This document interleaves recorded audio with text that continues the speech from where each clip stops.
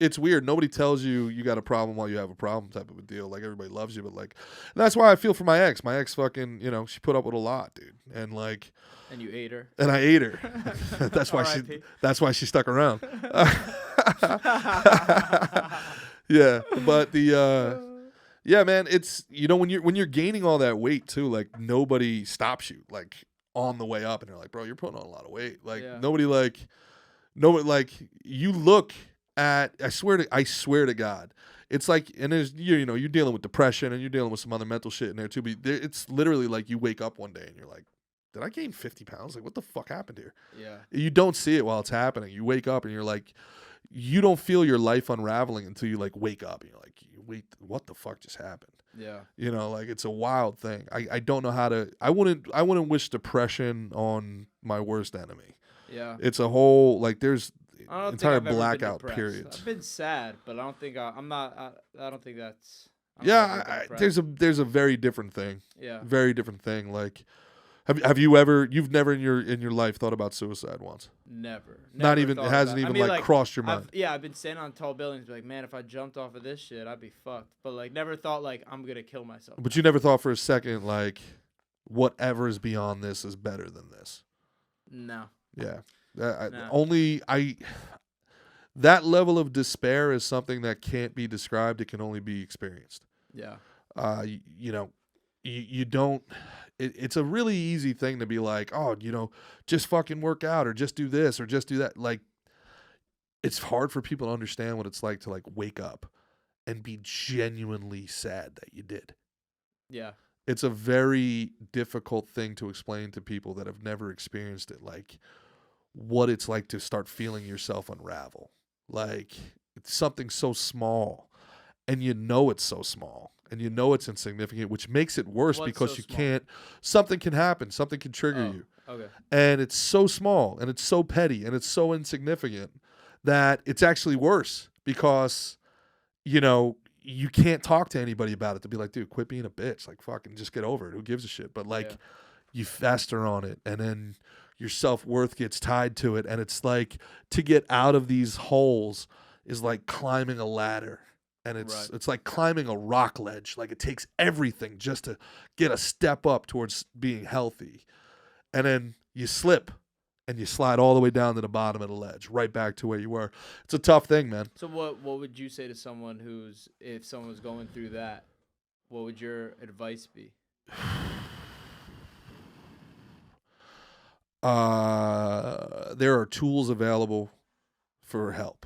Therapy helps, but you got to find the right therapist because bad therapy is just as worse than no therapy. Yeah, there's C student doctors and D 100%. And therapy is like a relationship. Not every relationship works. You got to find like somebody that like gets you, vibes with you, you understand. And the worst thing is when you're intelligent, man. Or you're at least semi-intelligent, because there's nothing fucking worse in this world than finally being vulnerable enough to be like, all right, fuck, I need help. Fuck, dude. And then talking to somebody and being like, am I fucking smarter than you? Yeah. Like, Jesus, what a waste of fucking time. Like, dude, the biggest thing you can do is understand everybody goes through it, even if nobody talks about it. And if you can nip it in the bud before absolute rock bottom, you're so far fucking ahead of the game. Athletes are the worst. Athletes, guys that, especially baseball players that I know, guys that I lived with, because your entire life changes overnight. And you go from this incredibly structured environment where you're around like-minded people, you're around teammates, and you have like when your career is done. Yeah, it's just over. Yeah. And then there's no more teammates, right. And there's no more like-minded people, and there's no more goal to achieve, and there's no reason for discipline. Like, part of the reason you go off the deep end and you start eating like shit is because I never got to eat like shit. Yeah. And what good did it do me? That's the other thing. You start resenting your body. You start resenting yourself for failing you. Yeah. Like, fuck, dude. Like, I never drank fucking during the week when I was playing. If I had a day off, we'd have a couple drinks or whatever. But nah, fuck it. Like, why not? Why not? What am I hitting the gym tomorrow? Yeah. Well, you should hit the gym, and then you go to the gym and you sit there and you got a whole plan for this workout. And you're like, what the fuck am I doing this hard ass workout for? Right. Fuck. It feels good. feels good after, bro. Fuck when you Bro. when you like, bro, I'd be crazy if I couldn't like be physical, do physical things. Like I feel myself get crazy, and plus when you're like, I always, and I believe, because I feel it. The first few minutes working out sucks, but then once you're past those few minutes, you got a fucking high going. Sure. You got a high going for sure, bro. I'm telling you, go bust out 20 push-ups, bust out some pull-ups or something 100%. else. By that second, third set, you're like, I got a fucking pump. Like I'm feeling, whoa, for dude, real. you know what I but mean? you So I'm also feeling never good. had a real job in your life. So after I got done with baseball, I felt that slip, and that slip is what brought me into jiu-jitsu and MMA. And then I got really heavy into that. And then that was replacing baseball for me, and I got really good at it. I was being competitive at it. But then I felt myself like, oh, am I going to do another pro career? In retrospect, I wish I would have seen what I could do. Yeah. I wish I would have, but I had a good job. You know, and I can't go into the doctor's office. You know, I think black eyes. And I literally would have and black looking eyes like, and chipped teeth, and they'd be like, "What are you doing? Yeah. You owe people money?" I'm like, Yeah. no. They're like, "Well, look, we have standards to keep here at Pfizer. We only kill children with our we don't MMA dogfight. We just put experimental medications inside third world people." No, so yeah, so then you get a day job, and you're making good money for the first time in your life.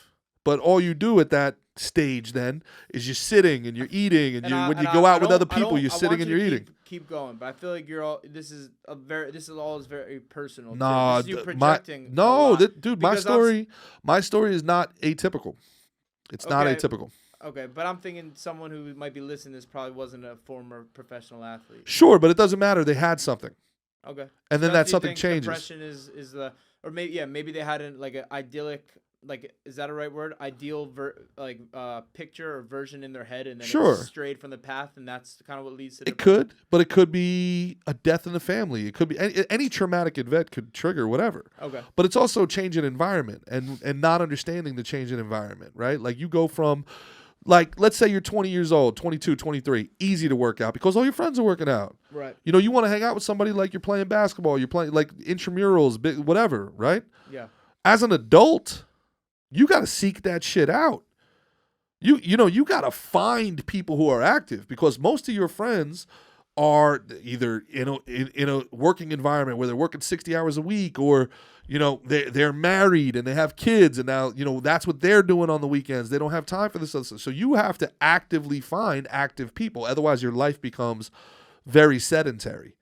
You're sitting there. You sit an hour in your car in traffic, or you sit an hour on the fucking subway. Then you go to your job and you sit for 8 hours. Then you sit an hour back. Now you've already spent 10 hours of that day on your ass. You're like, all right, well, get up and hit the gym early. You're tired. Right. You don't want to wake up 2 hours early, and then you don't want to be sore the whole rest of the day. All right, hit the gym after. I will hit the gym after.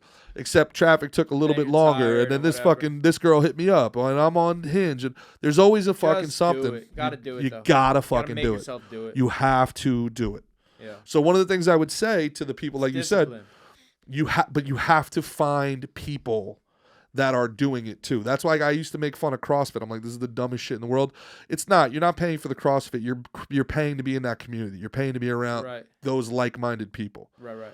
Finding that community is the number one thing that can stem that tide. Mm-hmm. Finding people, and you have people in your life that have struggled with addiction and depression, right? Like, get away from the people. Get away from the people that are doing this, and get around the people that are doing that. In the simplest terms possible. Right. Get away from the people that are doing these things that are killing you, and get around people that are doing things that won't kill you. That's the easiest way to do it.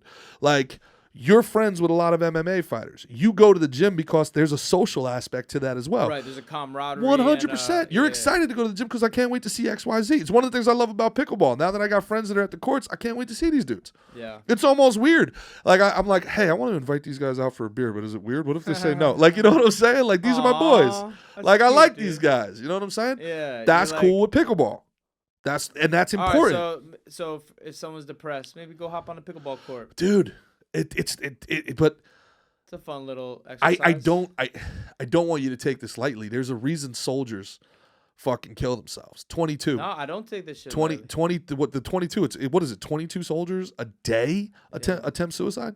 And what do you think is that trauma? Coop, I don't want to get that one wrong, but I did a please look that up. I did I think you're right, fundraiser for a group called the 22. I think you're correct in the number, and I think, and you tell me what you think. Is it from the lack of camaraderie where they got that? I've spoken to them. I don't want to speak for them.